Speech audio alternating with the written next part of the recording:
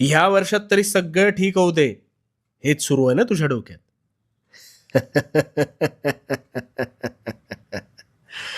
पलटतील.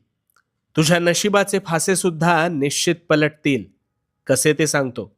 आता प्रामाणिकपणे शांत चित्ताने ऐक. तुझे प्रश्न सुटतील. सगळ्यात आधी एक गोष्ट ध्यानात घे.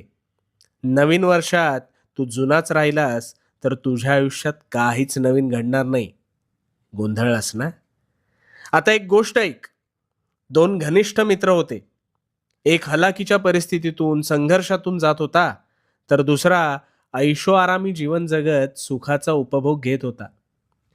त्या गरीबाला नेहमी वाटायचं आपल्यावर देवाने काहीतरी अन्याय केलाय. पण हा श्रीमंत मात्र कधीही उठायचा, कधीही झोपायचा, आयते अरबट चरबट खायचा. काही वर्ष सरली. गरीब मेहनत करत होता,